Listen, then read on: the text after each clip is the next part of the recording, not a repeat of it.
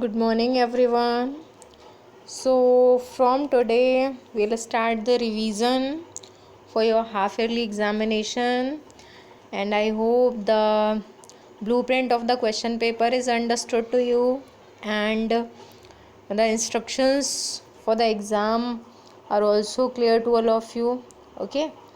So the most important thing is what कि जो blue print है उसमें जो हमने चेंजेस किए हैं because now this exam is for you means for 11th class और 11th क्लास के लिए जो हमारा एग्ज़ाम होगा उसमें हमें जो चेंजेस करने पड़ रहे हैं that is because of exam is online. उसमें उतना टाइम अवेलेबल नहीं करा पा रहे हैं जितना टाइम नीडेड है। 3 आवर्स का पेपर होता है आपका 70 मार्क्स का।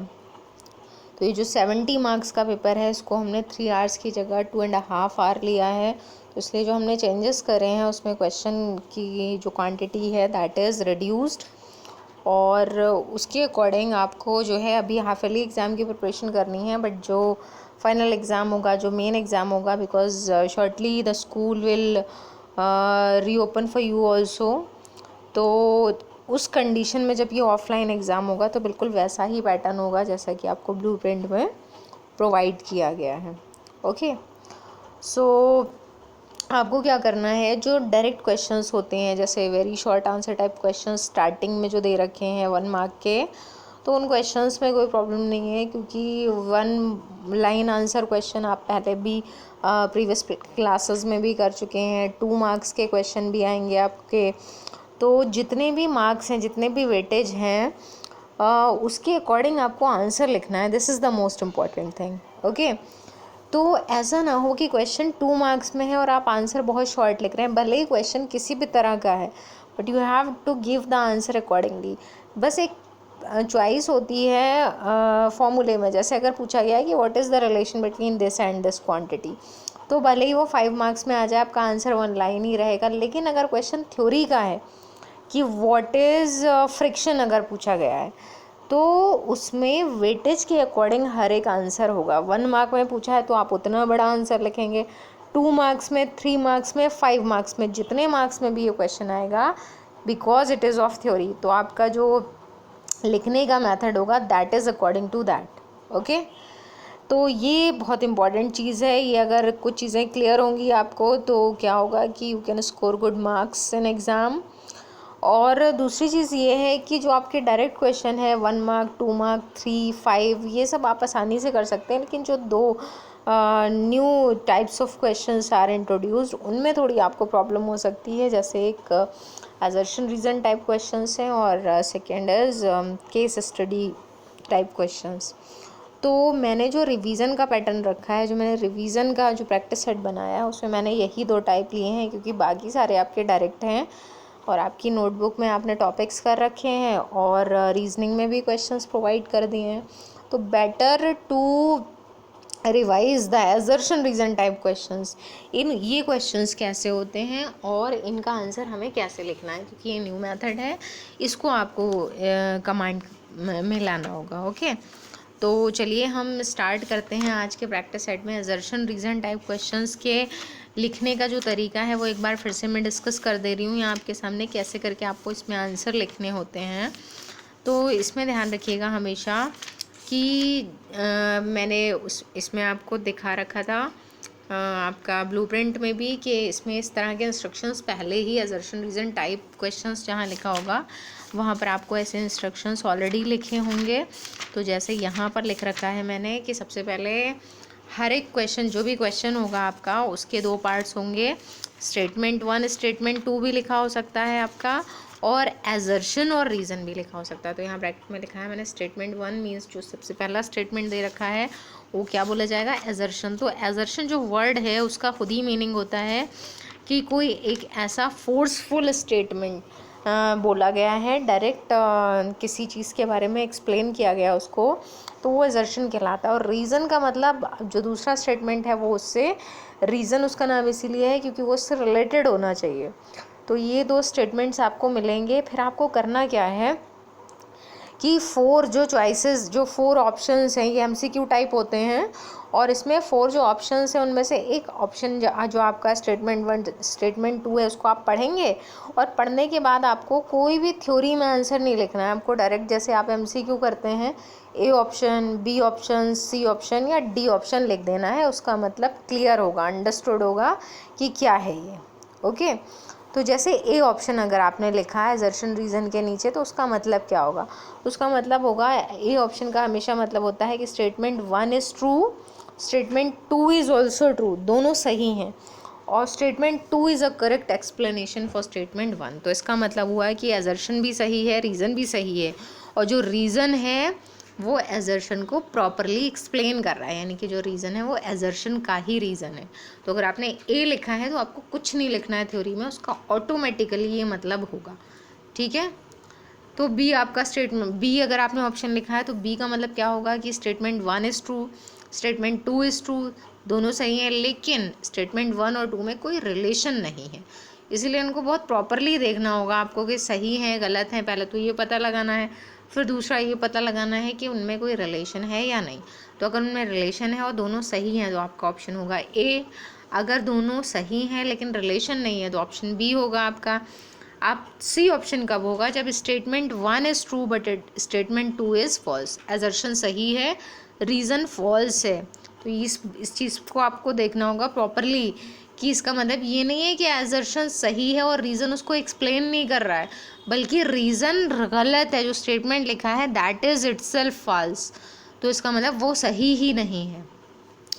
तो ये इंपॉर्टेंट चीज़ है। उसके बाद स्टेटमेंट अगर आपने ऑप्शन डी लिखा है तो statement 1 is false, statement 2 is true. तो इसका मतलब अगर 1 वाला गलत है, 2 वाला सही है तो आप डी ऑप्शन लिखेंगे। ठीक है, तो ये 4 ऑप्शंस को आपको स्टार्टिंग में एक्सप्लेन कर दिया जाएगा। आपको इनको एक्सप्लेन नहीं करना, आपको बस ABCD में से एक ऑप्शन लिखना है। अब देखिए एक बार प्रैक्टिस में इसको लेते हैं तब आपको समझ में आएगा कि किस तरह से ये आते हैं। ओके, तो ये लॉज ऑफ मोशन के हैं क्वेश्चंस।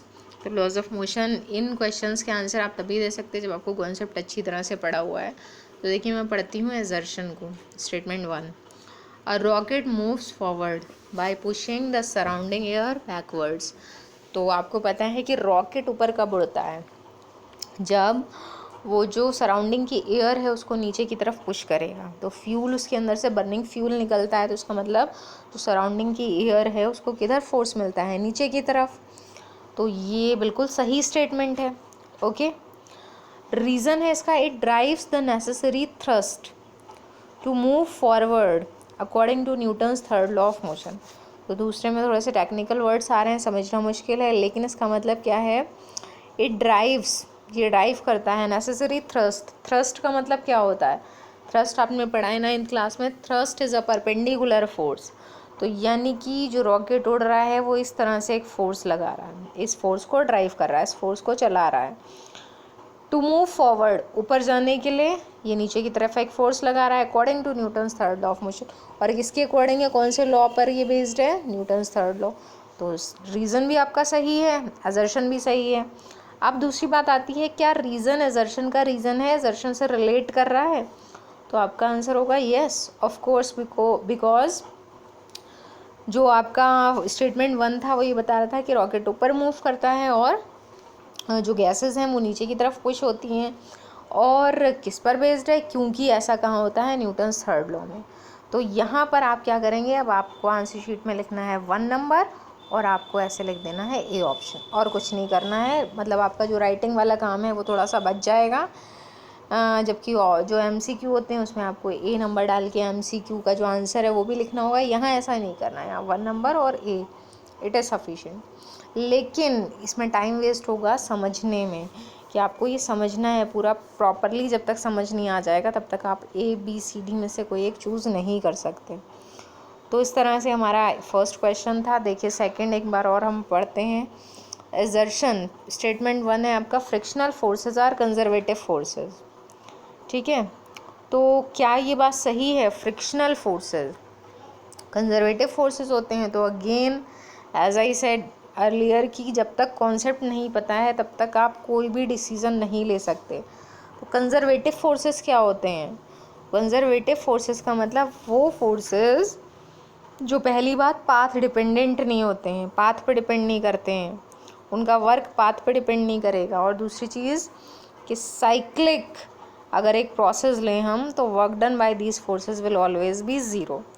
तो कौन से आपके फोर्सेस ऐसे थे जो पाथ इंडिपेंडेंट थे और साइक्लिक एक साइकिल में, कंप्लीट साइकिल में वर्क ज़ीरो हो रहा था? तो वो आपका था ग्रेविटेशनल फोर्स। ग्रेविटी का आपने एग्जाम्पल भी देखा था कि अपवर्ड्स और डाउनवर्ड्स मोशन में टोटल वर्क ज़ीरो हो जा रहा था। फ्रिक्शन में ऐसा नहीं होता है क्योंकि फ्रिक्शन तो डायरेक्शन पे डिपेंड करता है, डायरेक्शन ऑफ मोशन पे। डायरेक्शन ऑफ मोशन के अकॉर्डिंग फ्रिक्शन की डायरेक्शन चेंज हो जाती है। तो पाथ इंडिपेंडेंट कैसे हुआ? उसका मतलब एजर्शन आपका क्या है? रॉन्ग। यहाँ पर रीज़न को देखते हैं। Potential energy can be associated with frictional forces. तो पोटेंशियल एनर्जी जो है वो फ्रिक्शनल फोर्सेस के साथ में एसोसिएटेड होती है। अब इस क्वेश्चन में क्या हुआ कि जो आपका रीज़न है that is also false, reason भी फॉल्स है। तो अगर कहीं ऐसी कंडीशन आ जाती है, आपने ऑप्शन डी में अभी पढ़ा है कि आपका जो एजर्शन है वो फॉल्स है और रीज़न ट्रू है, डी ऑप्शन ये था, लेकिन यहाँ तो दोनों ही फॉल्स हैं। तो उस कंडीशन में या तो आप ऐसे कर सकते हैं, क्योंकि कभी कभी ऐसी कॉम्प्लिकेटेड सिचुएशंस आ जाती हैं, तो उस कंडीशन में आप क्या कर सकते हैं, या तो थ्योरी में आंसर लिख दीजिए कि here assertion and reason both are false, या ऑप्शन डी भी चूज़ कर सकते हैं। लेकिन किसी ऑप्शन को चूज़ करने से बेटर है यहाँ पर आप लैंग्वेज में लिख दें कि here assertion and reason both are false. ठीक है, तो ये एक स्पेशल केस है। जैसे इस क्वेश्चन में आया किसी भी ऑप्शन से मैच नहीं कर रहा है तो आपको कैसे लिखना है। फिर देखिए हमारा यहाँ पर थर्ड क्वेश्चन है। एजर्शन दे रखा a man in a closed cabin which is falling freely. तो लिफ्ट जैसा केस है, एक पर्सन जो है वो एक क्लोज्ड केबिन में है और वो क्लोज्ड केबिन फ्री फॉल हो रहा है, तो he does not experience gravity. तो क्या ये सही है? तो पता आपको फ्री फॉल के केस में ग्रेविटी ही नहीं होती है, ज़ीरो होती है, तो ये सही है, it is correct. Inertial and gravitational masses have equivalence. Inertial mass और ग्रेविटेशनल मास, तो आपको पता है इनर्शियल मास मतलब इनर्शिया कहते हैं ना, inertia is the measure of mass. तो इनर्शियल मास यानी कि जितना इनर्शिया है वो मास, और ग्रेविटेशनल मास क्योंकि हम अर्थ पे हैं तो जितना हम वेट एक्सर्ट करते हैं तो W is equal to mg, तो ग्रेविटेशनल मास का सेंस वही हुआ, तो दोनों के बीच इक्विवेलेंस होता है, ये भी सही है। लेकिन क्या एजर्शन और रीज़न रिलेटेड हैं? तो यहाँ एजर्शन से रीज़न का कोई रिलेशन नहीं, दोनों बातें अपनी जगह सही हैं, लेकिन फ्री फॉल में इनर्शियल मास का कोई सेंस नहीं आ रहा है। तो इसलिए यहाँ पर ऑप्शन कौन सा आपका सही होगा? बी। यहाँ पर आपको ऐसे थर्ड नंबर लिखकर और लिख देना है बी, इसलिए क्योंकि एजर्शन भी सही है, रीज़न भी सही है, लेकिन दोनों के बीच में क्या है कि कोई रिलेशन नहीं है। ठीक है, तो मुझे लग रहा है अब आपको बहुत ज़्यादा समझ में आ रहा होगा कि कैसे एजर्शन रीज़न करना है, मगर फिर भी कुछ कॉम्प्लिकेटेड क्वेश्चंस मिल जाते हैं जिसमें लगता है पता नहीं ऐसा होगा या नहीं होगा। तो सबसे पहले क्योंकि मैं जैसे रिवीजन करा रही हूँ, आप उस चैप्टर पे अच्छी सी कमांड बनाएं और फिर क्वेश्चंस को देखें।